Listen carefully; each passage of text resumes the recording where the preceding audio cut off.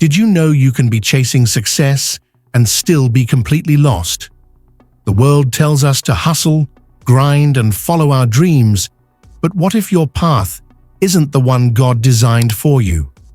What if the blessings you pray for are blocked because you have been ignoring His voice? Here is a story that might hit home. There's a man named Jonah in the Bible. Most people know him as the guy swallowed by a giant fish. But the real lesson of Jonah's story isn't about the fish. It's about how he ran from God's plan. Jonah was called to deliver a message to the city of Nineveh, but he refused. He had his reasons: fear, pride, even hatred for the people of Nineveh. But ultimately, he decided his way was better than God's. Spoiler alert, it wasn't. He ended up in a storm so fierce it nearly killed him and everyone around him. Running from God's plan didn't just affect Jonah, it endangered the people closest to him. Are you running from something too? Maybe your storm doesn't look like raging seas and a giant fish. Maybe it's a job that leaves you drained and unfulfilled, a relationship that feels stuck, or a deep sense of restlessness that keeps you awake at night. You tell yourself, "It's fine. I've got this under control." But deep down, you know something's off. That feeling isn't random. It's a warning light on the dashboard of your soul. Ignoring it doesn't make it go away. It just makes the crash harder when it comes. Think about Jonah again. He thought he could outrun God's plan by sailing in the opposite direction, but God sent the storm to get his attention.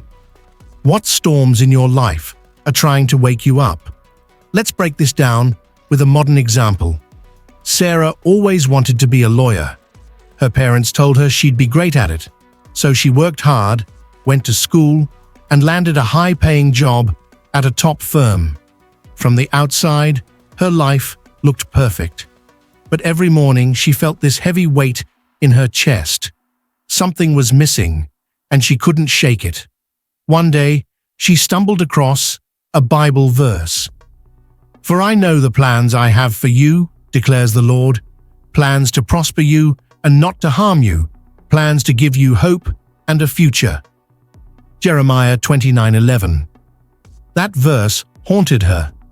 She began to pray and realized she'd been living someone else's plan, not God's. She left her job and started working with a non-profit that helps underprivileged children. For the first time in years, she felt alive. Are you living someone else's plan instead of God's? Here's where it gets real. Ignoring God's plan doesn't just affect you, it ripples out into every area of your life. But here's the good news. You don't have to figure this out alone. If this message resonates with you, hit that subscribe button. Every week, we dig deep into topics that help you align your life with God's purpose. Don't miss out on the tools and inspiration to live the life you were created for. One of the most subtle signs that you are ignoring God's plan is busyness. We live in a culture that glorifies being busy, but busyness isn't the same as purpose. Think of Martha in the Bible. When Jesus visited her home, she was running around, cooking and cleaning, while her sister Mary sat at Jesus' feet, soaking in his presence. Martha got upset and said, "Lord, don't you care that my sister has left me to do all the work?" But Jesus replied, "Martha, you are worried and upset about many things, but only one thing is needed." How many of us are so caught up in doing that we forget to be? If your schedule leaves no room for God, that's a sign you are off track. Then there's the issue of comfort. We all want a comfortable life, but sometimes comfort becomes a cage. Think about Abraham. God told him to leave everything he knew, his home, his family, his security, and go to a place he would show him. Abraham didn't even know where he was going, but he trusted God enough to step out in faith.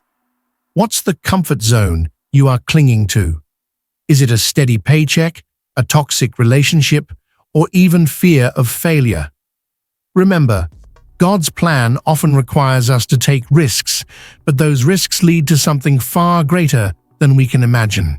And what about the people around you?